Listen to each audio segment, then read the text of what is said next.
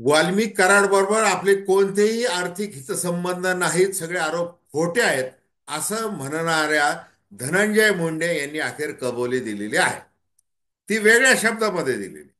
ज्या वेळेला अंजली दमानिया या अजित पवारांना भेटल्या आणि त्यानंतर आपण आता उत्तर काय द्यायचं आहे, कारण परळीमधलं जे राखेचा जो व्यवसाय आहे तो वाल्मिक कराड आणि धनंजय मुंडे यांचा मिळून आहे. आणि ऑफिस ऑफ प्रॉफिट म्हणजे कुठलाही लोकप्रतिनिधी सरकार बरोबर व्यवसाय करू शकत नाही आणि त्याच्यातून नफा तर अजिबात कमवू शकत नाही. परंतु धनंजय मुंडे यांनी ते केलेलं आहे, सगळा पुरावा त्यांनी दिला. आता मंजिली कराड, मंजिली कराड वाल्मिक कराडची पत्नी, पहिली पत्नी, हिने काही दिवसांपूर्वी धनंजय मुंडे यांनी वाल्मिक अण्णाला फक्त वापरून घेतलेलं आहे आणि त्या सगळ्या भानगडी मुंडेंच्या मी बाहेर आणीन असं ठणकावून सांगितलं होतं. आता अंजली दमानिया समाजसेविका आणि वाल्मिक कराडची पत्नी मंजिरी कराड या दोघींनीही आपापल्या पद्धतीने धनंजय मुंडे यांना घेरलेला आहे. आणि धनंजय मुंडे, अजित पवार हे दोघे मात्र मीडियावर आपल्या मीडियावर राग काढतात आहे. म्हणजे राखेचा आरोप होतोय आणि राग मीडियावर निघतोय.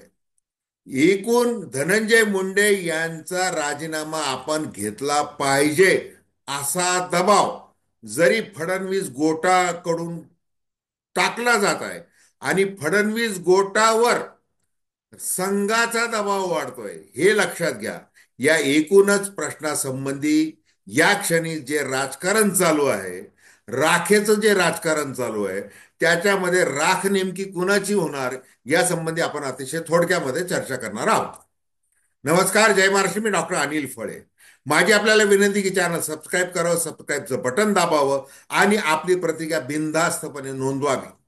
अनेक प्रकरण आहेत. म्हणजे सुरेश धस यांनी पुन्हा एकदा तोफ डाकलेली आहे. अनेक तोफा त्यांनी डागलेल्या आहेत. परंतु सुरेश धस हे कसे छोटे आहेत, त्याच्यामुळे त्यांच्या प्रश्नाला, त्यांच्या आरोपाला मी उत्तर द्यायला बांधील नाही असं अजित पवार यांनी सांगितलं आहे. उपमुख्यमंत्री आहेत, राष्ट्रवादी काँग्रेस या राष्ट्रीय पक्षाचे ते अध्यक्ष आहेत. त्याच्यामुळे त्यांच्या युतीमधल्या एखादा आमदार जर काही बोलत असेल तर त्याच्याकडे काय एवढं लक्ष द्यायचं आहे. कारण की आता बारामतीकरांना त्यांनी सांगितलेलं आहे की तुम्ही मतदान केलं म्हणजे काही मालक झालेले नाहीत, त्याच्यामुळे तुम्हाला काही मी उत्तर द्यायला बांधील नाही. तसं आता हे छोटे म्हणजे प्रकाश सोळुंके असतील, जितेंद्र आव्हाड असेल, संदीप क्षीरसागर असेल, अंजली दामानी असतील वगैरे समाजसेवक असो किंवा आमदार असो, या काय बोलतात याच्याकडे लक्ष देण्याची गरज नाही असं अजित पवारांनी सांगितलेलं आहे. आणि मग ज्या वेळेला बाबा सिद्दीकी हत्या प्रकरणात ईशान सिद्दीकीने दिलेल्या जबानीविषयी जर विचारण्यात आलं, मग ते सूत्रांची माहिती, मग ते सूत्र कोणते, ते सूत्र कोणते, अशा शब्दात त्यांनी मीडियाला हेटाळलेलं आहे. आणि मग आता जर आपला नेता जो आपल्या मागे खंबीरपणे उभा आहे तो असं म्हणतो की यांनी वावटळ थांबवलेली आहे धनंजयने, असं शिर्डीला प्रमाणपत्र जाहीरपणे देऊन टाकलेलं आहे.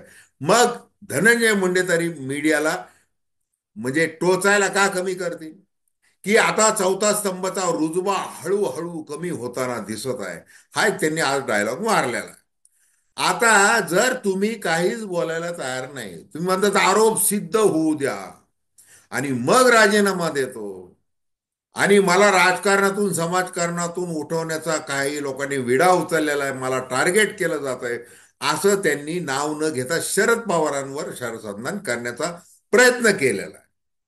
आता वस्तुस्थिती काय की आपल्याच कर्माने आपलं राजकीय मरण धनंजय मुंडे हे ओढून घेत आहेत.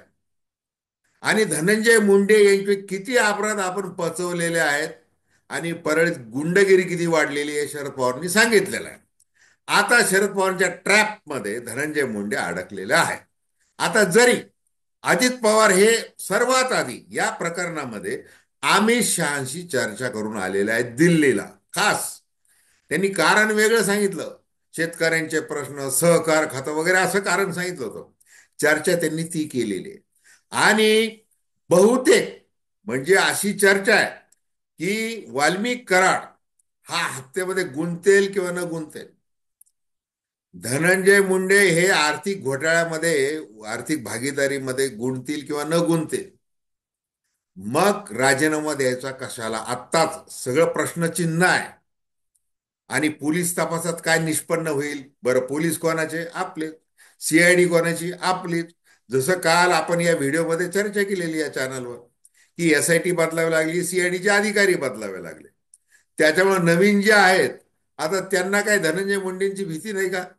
अजित पवारांची भीती नाही का? निश्चित आहे. पदावर आहेत हे लोक, हे राज्य करतात. आता जरी 200 अधिकाऱ्यांच्या बदल्या करा वगैरे असं म्हटलं जात असं, तसं काय असं होत नसतं काय. मग आता अशा परिस्थितीमध्ये धनंजय मुंडे हे हटून बसलेले आहेत.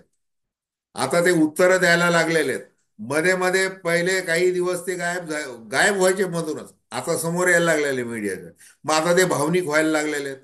मीडियावर राग काढायला लागलेले आहेत. आणि आता त्यांनी सांगितलेले की अंजली दमानिया यांनी जो आरोप केलेला आहे अजित पवारांकडे आणि मुख्यमंत्र्यांकडे, जी कागदपत्र दिलेली आहेत. काय कागदपत्र दिलेली आहेत? तर ती ऑफिस ऑफ प्रॉफिट, म्हणजे सरकारच्या कंत्राटामुळे लोकप्रतिनिधीला जर कुठला नफा होत असेल तर ते चूक आहे. हे निवडणूक आयोगाने आणि न्यायालयाने देखील लक्षात घेतलं पाहिजे. तसंच मुख्यमंत्री उपमुख्यमंत्र्यांनी ते लक्षात घेतलं पाहिजे आणि धनंजय मुंडे यांचा राजीनामा घेतला पाहिजे. आता परळी औष्णिक केंद्र हे म्हणजे चरायचं कुरण आहे. ते राखेचं सोनं. मग ती ओली राख असो, सुकी राख असो, आपलं फ्लाय प्रॉफिट चालूच. त्याची मोजदातच नाही. म्हणजे इतकी राख ती उचलायची. मग वाल्मिक कराड आणि धनंजय मुंडे या दोघांची जी कंपनी, राजश्री धनंजय मुंडे देखील त्याच्यामध्ये संचालक आहे. मग या कंपन्यांचे कागदपत्रच दमानी यांनी या मुख्यमंत्र्यांच्या हातात ठेवल्यानंतर धनंजय मुंडे यांना खुलासा करावा लागला. म्हणजे जे धनंजय मुंडे म्हणत होते की ते खोटे आरोप आहेत, तर आज मात्र खुलासा करावा लागला. तो काय करावा लागला? की ती जी महाजेनको कंपनी आहे आणि ती खाजगी कंपनी आहे, आणि ती सर्वोच्च न्यायालयाने असे निर्देश दिलेले आहेत की ह्या केंद्रामधली जी राख आहे त्याचा निपटारा ह्या कंपनीनेच करावा. म्हणजे आता हसावं की रडावं? धनंजय मुंडे अन्न व नागरी आणि ग्राहक संरक्षण मंत्री, ते मंत्री असं म्हणत आहेत की ती कंपनी जी आहे ती कंपनी आहे, खाजगी कंपनी. अरे पण ती खाजगी कंपनी महाराष्ट्र राज्य विद्युत मंडळ MSEB ची ते मंडळ मोडीत काढून 4 कंपन्या कराव्या लागल्या. महावितरण, महापारेषण, ह्या सगळ्या उत्पादन कंपन्या, त्याच्यामध्ये त्या अंतर्गत ते केंद्र येतं. मग पर्यायाने शासनाच्याच कंपन्या आहेत ना त्या. जरी अधिकार वेगळे असले, प्रशासकीय व्यवस्था वेगळी असली, तरी त्याच कंपन्या. त्याच्यामुळे तुम्हाला त्याच्यातून लाभ होतोय. मग ते लाभाचं पद तुमच्याकडं तुम्ही कसं काय ठेवू शकता? तर ते सर्वोच्च न्यायालयाचा त्यांनी निर्वाळा दिला. सुरेश धस यांनी काय उत्तर द्यायचं ते दिलेलं आहे. आता मुद्दा असा आहे की परळी नगरपालिकेचं, म्हणजे परळी नगरपालिका हे कशा प्रकारे काम करते, चांगलं काम करते वगैरे दाखवलं जात होतं. वाल्मिक कराड, वाल्मिक कराड हे सगळं चालवायचं. मग आता वाल्मिक कराडचा खास बिंदू विष्णू चाटे. बरं, दोघेही अजित पवार यांच्या दृष्टीने खालचे कार्यकर्ते, खालचे एकदम. म्हणजे परळी लाडकी बहीण योजना प्रमुख वाल्मिक कराड खालचा कार्यकर्ता. विष्णू चाटे तालुक्याचा अध्यक्ष आहे, राष्ट्रवादी काँग्रेसच्या तालुक्याचा अध्यक्ष आहे, खालचा कार्यकर्ता. आता ह्या खालच्या लोकांनी काय शेण खाल्लं हे मला माहिती आहे का, असं अजित पवार म्हणणार आहेत. परंतु परळी नगरपालिकेमध्ये 46 कोटी रुपयाची बिलं विष्णू चाटेच्या नावावर उचलली गेलेली आहेत. मग याचं काय करायचं? याचं उत्तर काय देणार? सुरेश धस यांनी जाहीरपणे आरोप केलेला आहे, त्याला उत्तर नाही देणार, कारण अजितदादा पवार त्याला बांधील नाहीत. सुरेश धस हे कसे आहेत? खालचे आहेत. विष्णू चाटे खालचा आहे, म्हणजे कोण आरोप करताय, कुणावर करताय, हे लोक खालचे आहेत, त्याच्यावर उत्तर द्यायचं नाही. उपमुख्यमंत्री म्हणून आणि राष्ट्रीय पक्षाचे अध्यक्ष म्हणून ते फक्त जर आरोप सिद्ध झाले, कुणी आरोपी झाला तर बोलणार आहेत. आणि ते नेत्यांशी बोलणार, हाय फाय नेत्यांशी बोलणार, दिल्लीश्वरांशी बोलणार, अमित शहाशी बोलणार, देवेंद्र फडणवीस यांच्याशी बोलणार, पंतप्रधान नरेंद्र मोदी यांच्याशी बोलणार. पंतप्रधान नरेंद्र मोदी यांच्यावर त्यांचा जास्त विश्वास आहे, कारण एकदम धुवून स्वच्छ करून टाकलेला आहे. सगळं आरोपाचं पालांट स्वच्छ करून टाकलेलं आहे. मोदी की गॅरंटी जेल में डालेंगे असं म्हणणाऱ्या मोदींनी आपल्याला अर्थमंत्रीपद केलेलं आहे. घाबरायचं कशाला? घाबरायचं कुणाचंच नाही. मग जी नैतिकता नैतिकता वगैरे असं काही नसतं. आणि मग मी ज्या वेळेला राजीनामा दिला होता, माझ्यावर आरोप झाले होते, तेव्हा मला असह्य झालं होतं म्हणून मी ती राजीनामा दिला. मग धनंजय मुंडे यांना काही असह्य झालेलं नाहीये. कितीही आरोप करा, मीडिया ट्रायल आहे वगैरे असं म्हणून स्वतःची सुटका करून घ्यायची. परंतु रजिस्टर ऑफ कंपनीज मध्ये तुमचं दिसती भागीदारी कुठे कुठे आहे, तरी तुम्हाला काही त्याचं स्वैरसूतक नाहीये, कशाचंच नाहीये. म्हणजे हत्येच्या प्रकरणामध्ये 302 खाली वाल्मिक कराड गुंतला गेलेला आहे. मग परंतु खंडणीच्या प्रकरणात त्याला जामीन मिळू शकतो. हे सगळे बकोका खाली तो आतमध्ये आहे, त्याला जामीन मिळणार नाही, पण तो खटला चालेल वगैरे. किती वर्ष चालेल, किती वर्ष चालवायचा, हे सगळं गणित ठरवलेलं आहे. फरार किती दिवस राहायचंय, कधी सामील व्हायचंय, सगळं स्क्रिप्ट आधीच लिहिलेलं आहे. आपल्यावर काय काय आरोपांचे बाण होऊ शकतात, प्रसार माध्यम आपल्यावर काय कशा प्रकारे आग ओकू शकतात. आणि त्यांनी आग ओकली की आपण म्हणायचं सूत्रांची माहिती, सूत्र असं असं बोलायचं. आपले बालंट टाळायचं, वेळ काढूपणा करायचा, सगळ्या बाबतीत वेळ काढूपणा करायचा आहे. आणि ते टाळायचं. हे किती म्हणजे किती दिवस तुम्हाला ते चालवायचं आहे? तुम्ही स्वतः जबाबदार आहात. तुम्ही मीडियाच्या म्हणजे जनसामान्यांच्या लोकांच्या प्रत्येक शंकेला, प्रत्येक प्रश्नाला उत्तर देण्यास तुम्ही बांधील आहात. तुम्ही 1,42,000 मतांनी विजयी झालेला आहात. म्हणजे अजित पवार लाखाच्या वर मतांनी आलेले आहेत, हे त्यांनाही ओलांडून जास्त मतांनी आलेले आहेत. मग लोकांना उत्तर द्यायचं नाही तुम्हाला? मग तुम्ही उत्तर कोणाला देणार? तुम्ही असं स्वतःची राजकीय कर्तव्य, राजधर्म कधी पाळणार? देवेंद्र फडणवीस बघा कशा प्रकारे राजधर्म पाळतात. त्यांनी आपल्या पक्षाचे आमदार सुरेश धस यांना कशा प्रकारे हा प्रश्न लावून धरायच्या सूचना केलेल्या आहेत, त्याची चर्चा आहे. मग एवढं तुम्हाला तिथं बसून कळत कसं नाहीये? सगळं कळत आहे. मग आता आपला कार्यक्रम होणार आहे. मग जर आपण स्वतःहून, जर आपण हत्येच्या प्रकरणात असण्याचा प्रश्नच येत नाही आणि नाहीचे आपण, त्याच्यामुळे त्याचं काही घाबरायचं कारण नाही. खंडणीच्या प्रकरणातही आपला काही संबंध येत नाही, आहे तो भागीदारी संबंधी आहे. त्याच्यावर आपण काहीतरी जुजबी खुलासा करून मोकळे होऊ. त्यावेळेला आम्हाला काय माहिती होतं बरं, आमचा जो भागीदार आहे तो बाहेर काय कशा प्रकारे गुन्हेगारीचं काम करतोय याची आम्हाला काय कल्पना आहे? आणि आम्ही त्याला काय विचारून तो काय आम्हाला विचारून करणार आहे? त्याच्यामुळे काही नाही.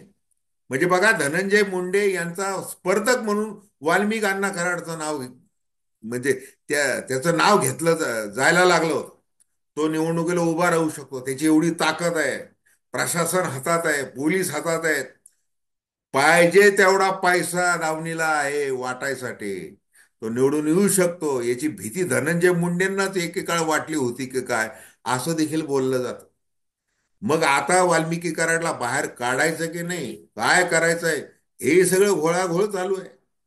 आणि मग सुरेश धस काही थांबायला तयार नाही.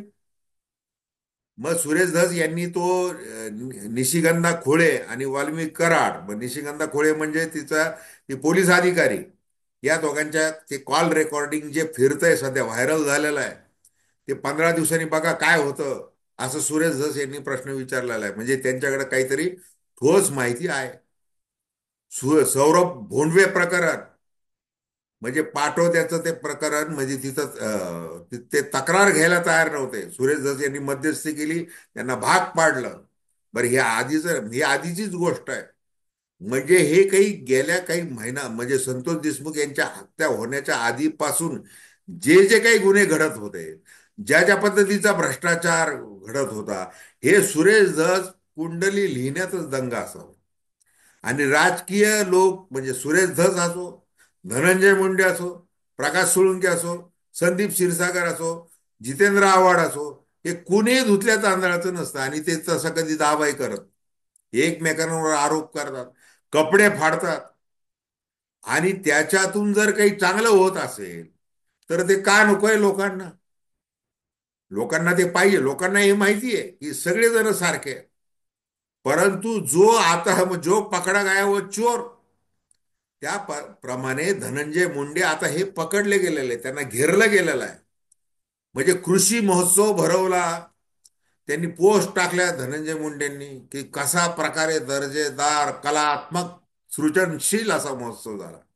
अहो, तुमच्या बीडमध्ये तुम्ही कृषी महोत्सव भरवला, परळीला. तिथे तुमच्या बीड जिल्ह्यामध्ये सर्वाधिक आत्महत्या शेतकऱ्यांनी केलेल्या आहे. त्याचं काही ते मला घेणं देणं.